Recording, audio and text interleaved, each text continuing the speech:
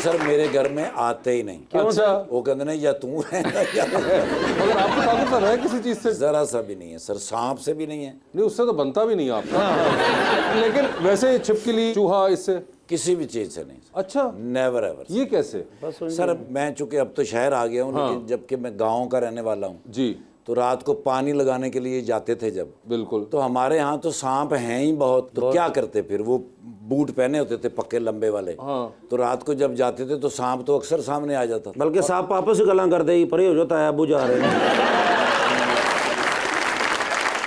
पता चल जाता है। गांव में रहने वालों को जरा सी भी इस बात से नहीं कोई खतरा होता। सर ऐसा कभी कि सांप आ गया हो तो आपने कैसे मैनेज किया, थोड़ा सा वाकया ये भी बताएं। सांप जो होता है ना सर, खास तौर पे वो जब तक आप हरकत ना करें वो नहीं करता। ठीक है। कान तो उसके होते नहीं, सन्नाटा होता है। अगर आप सन्नाटे में खड़े हैं तो वो भी खड़ा है सर। अच्छा। सिर्फ जो है ना टाइमिंग है कि सर उसके मुंह के ऊपर कैसे मार वो यूं करके खड़ा हो जाता है, दोनों तरफ सन्नाटा। सन्नाटा जरूरी है बीच में। हाँ जी सर, याद रखिए सिचुएशन में सन्नाटा बहुत इंपॉर्टेंट है। मतलब अगर कहीं आपको शहर में मिल गया तो ये अप्लाई ना करिए, क्योंकि यहाँ पे सन्नाटा मिलेगा। सप लेटिया सी, ठाकुर साहब ने मारे खिंच के जमीन सख्त सी, आप 7 बजे। सर सांप नहीं लेटता बंदे को देख के। अच्छा, हाँ, वो सांप जो है ना जी वैसे करके खड़ा हो जाएगा, तो उसमें जो सेकंड होते हैं कि देखो एंड करके तो मुंह पे। और अगर ये आप लेट हो जाए सेकंड्स में तो फिर वो मार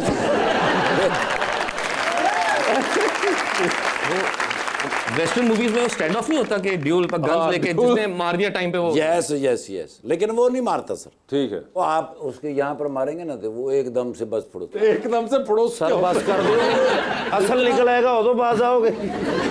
सर उसका इतना सा पोर्शन होता है बस, वो गर्दन वाला। तो बाकी क्या होता है? बाकी तो गोश्त होता है, बड़ा मजेदार। ठाकुर साहब इतना कुछ मजेदार मछली की तरह होता है सर वो। आपको कैसे पता है? खाता है।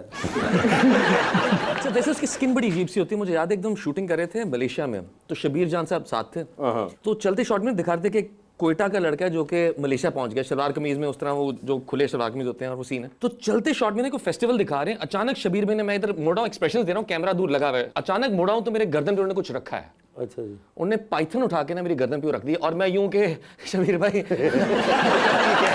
शॉट चल रहा है, शॉट चल मिक्स उठा ले उसकी बड़ी अजीब सी स्किन होती है, ठंडी सी, और वो बड़ी सॉफ्ट सी मछली की तरह की। तो वो बस उन्होंने उठाया तो मुझे सांस आया। तो वो तस्वीर भी है, व्हाइट कलर का पाइथन था, इतना हैवी। मगर ये वैसे बड़ा एक अजीब मजाक है, कोई चाहे मजाक में भी आपके साथ कर दे बगैर बताए। नहीं, आपका हार्ट फेल ना हो जाए। एग्जैक्टली। आपका भी ड्रामा आ रहा है दुनिया पर, वो सुना है पाकिस्तान का बहुत महंगा तरीन ड्रामा बन रहा है। इनफैक्ट सबसे महंगा अभी तक। अच्छा। जो मेरा एक्सपीरियंस है, ड्रामा सबसे महंगा ड्रामा, क्योंकि मैंने खुद उनकी प्रोडक्शन देखी है, the way they have done it. एक तो जिस कैमरे पे शूट हुआ है, जो इक्विपमेंट यूज हुआ है, और जितना उन्होंने लॉजिस्टिकली जो लोग शामिल थे। जैसे मैं बता रहा था कि हम सरगोदा के पास कोर्ट मोमेंट में शूट कर रहे थे, तो हमें एक्शन सीक्वेंस के अंदर 120 जूनियर आर्टिस्ट की जरूरत थी। इसमें कुछ पुलिस वाले भी थे, कुछ उनके ग्रुप्स में भी थे, फिर एक्टर्स भी थे। 140 बंदे को ठहराना फिल्म में भी नहीं करते हैं पैसे, तो उन लोगों को 30 दिन 40 दिन वहां ठहराना, शूटिंग करनी, फिर कॉम्प्रोमाइज ना करना, तो उसके लिए एफर्ट नजर आती है। हमने खुद कहा था यार इतना पैसा लगा रहे हैं, तो मेरे ख्याल से आई थिंक सबसे महंगा यही है आज तक। इससे पहले शायद कोई बना हो, लेकिन वो उस दौर के हिसाब से, लेकिन पिछले 5-6 सालों में ये मोस्ट एक्सपेंसिव ड्रामा है। क्या एक्सपेक्टेशंस हैं, ऑडियंस इसको किस तरह लेगी? देखिए, मैं हमेशा मानता हूं कि जैसे कहते हैं ना कि आपने अगर किसी चीज को ब्रेक करना होता है ना, जो हमारे 70% ऑडियंस को शिकायत है कि हमारा कंटेंट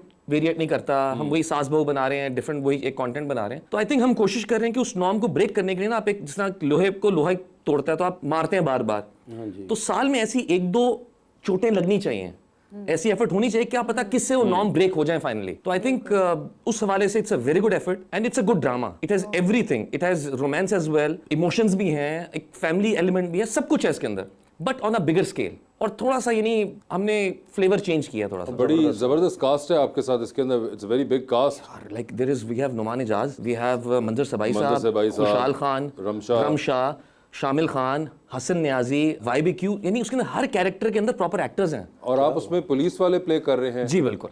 तो वैसे ये क्या कोई ऑब्जर्व किया आपने पुलिस वालों को फॉर दिस रोल? देखिए, 2 चीज़ें बड़ी ज़रूरी हैं। शद्दी भाई द डायरेक्टर शाहिद शफात, शद्दी भाई से पहली मुलाकात ही तो उन्होंने कहा कि हम चाहते हैं कि तुम इसमें गेस्ट अपीयरेंस करो। शद्दी भाई से ताल्लुक ऐसा है, मैंने कहा आप कर रहे हैं, हाँ यार बड़ा प्रोजेक्ट है, I want you to be a part of it. मैं कहा done, I will do it. अच्छा, जब गेस्ट अपीयरेंस की बात हुई तो 1 महीने बाद फोन आया असिस्टेंट का, कहता है समी भाई इसमें एक और रोल है मीर हसन का, वो पढ़े फिर बताएं, हम चाहते हैं हम वो करें। मैंने कहा स्क्रिप्ट भेजो। गेस्ट अपीयरेंस पे तो स्क्रिप्ट भी नहीं पढ़ा ना, मैंने कहा गेस्ट अपीयरेंस है 3-4 दिन का काम होगा, कर दूंगा, दैट्स इट। जब वो स्क्रिप्ट पढ़ा तो मुझे याद है मैंने पहला एपिसोड पढ़ा, मैंने कहा ओके फाइन, ये तो कुछ मजेदार रोल है। मैंने फौरन आखिरी एपिसोड पढ़ा, फिर शुरू से पढ़ना शुरू किया। तुसी चेक किया था ना आखिरी से मैं हैगा कि 2-3 एपिसोड। एक कहानी का आपको आग पता चल जाता है। देखिए आपने यहाँ तक पहुंचना होता है, अच्छा अच्छा। तो आप ये देखते हैं कि यहाँ से यूं तो नहीं आ रहे या यहाँ से ऊपर ही जा रहे हैं ना एंड पॉइंट तक, तो आप एक अंदाजा लगाते हैं। आपके नसीब अच्छे हैं, सानू तो मेन रोल दे के बाद एक लाइन करा के कहते पैक है। ऐसे ना कहें, आपने जहाँ जहाँ सीन किए हैं, फिल्में आपकी देखी हैं, लोड वेडिंग का मैं आपका फैन हूँ सर, तो इनको भी बताएं ना सर, सर। लोड वेडिंग में बहुत अलग काम किया। अच्छा, वो आप थे जिन्होंने देखी थी? आप अपना बता रहे थे कि उन्होंने बताया कि ऐसे आप एनालाइज करते हैं, ये नहीं कि मैं आखिर में मर गया, आखिर में कैरेक्टर है या नहीं है। देखिए वो उस स्क्रिप्ट के अंदर ना बहुत ज्यादा मंझे हुए अदाकार थे सारे, लाइक नोमी भाई, सब लोग, everyone has his own place. तो आपने देखना ही होता है कि पूरी कहानी के अंदर आप कहाँ हैं, कितने इंपॉर्टेंट आपका रोल है। तो वो जब समझ आया तो फिर वो किया, मेहनत की है, और बहुत सी चीजें ऐसी डिस्क्लोज नहीं कर सकते, लेकिन तो उसका जर्नी है, इस बंदे का अपना जर्नी है, फिर उनकी जो क्लैशेस चल रहे हैं, इमोशंस हैं, बीच में रोमांस है, फैमिली के क्या ट्रॉमा है, और जो हालात से पूरे सब लोग गुजरते हैं, that's the whole story.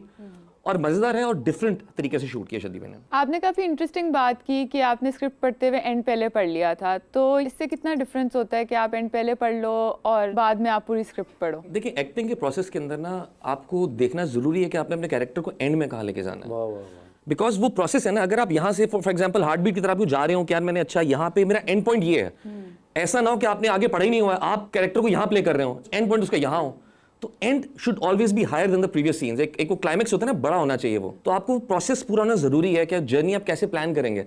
For example एक एक्टर सोचता है कि मैं अगर एंड में ये कर रहा हूं तो मैं क्यों कर रहा हूं, जिस तरह शदी भी कहते हैं सुपर ऑब्जेक्टिव होता है कैरेक्टर का। तो उन्होंने हर बंदे को समझाया कि इस स्क्रिप्ट के अंदर तुम्हारा सुपर ऑब्जेक्टिव क्या है। तो अगर आप वो जेन में नहीं रखेंगे तो आप शायद लेफ्ट जा रहे हो, कहानी आपको राइट लेके जा रही है, तो मिक्सअप हो जाता है सारा। असम भाई एक बात मैं भी कहना चाहता हूँ, माशाल्लाह माशाल्लाह आपको नजर बसे अल्लाह बचाए। फिटनेस आपकी, मैं ये तो नहीं कहूँगा बचपन में, लेकिन जवानी में मैंने भी, मुझसे एक जैसी उम्र ही है, मेरा दादे अमर का मुँह हो गया एवं ना उसे गिलास भरया मेरा ला जाए। हाँ वही तो, लेकिन माशाल्लाह आपकी फिटनेस, उसका कोई राज हमें भी बताएं। मैं पूछना चाहता हूँ, मैं भी ऐसा फिट होना चाहता हूँ। दो चीजें बड़ी है, एक तो लोग कहते हैं आई थिंक 90% कमाल इसका जेनेटिक्स का, ये अल्लाह की देन है। जनरेटर का अच्छा, जेनेटिक्स। मेरे जो अब्बा की साइड है ना, वो सब उम्र चोर हैं। लाइक मेरी जो फुप्पो भी थी, अल्लाह ने नसीब करे, जितने भी थे अपनी उम्र से बहुत छोटे लगते थे। ओके। तो ये अब्बा की साइड पे फैक्टर है। अच्छा। तो मे भी उनसे जेनेटिक्स में है। फिर सेकंडली सबसे इंपॉर्टेंट चीज है कि आप अपना ख्याल रखें और खुश रहें। स्ट्रेस जो है ना, तुसी सिर्फ 2 महीने वास्ते बहना रह लो तो मैं देखा किमें खुश रहंदे इसलिए तो ना मैं। जिस तरह हमारे यहाँ बड़े लोग आजकल लोग बात भी करते हैं डिप्रेशन की, स्ट्रेस की, तो सबसे बड़ी चीज जो आपकी हेल्थ को इफेक्ट करती है दैट इज स्ट्रेस। तो ये स्ट्रेस फ्री कैसे होता है इंसान? यार आई थिंक तवक्कल, आई थिंक आप अगर अच्छा सोचना शुरू कर देना, पॉजिटिव सोचना शुरू कर दें, चीजें अच्छी होनी शुरू हो जाती हैं। सो जस्ट स्टे पॉजिटिव, अच्छा काम करें, अच्छा सोचें। ना माजी आपके हाथ में था, ना मुस्तकबिल आपके हाथ में है, सिर्फ प्रेजेंट है, उसको एंजॉय करें। आप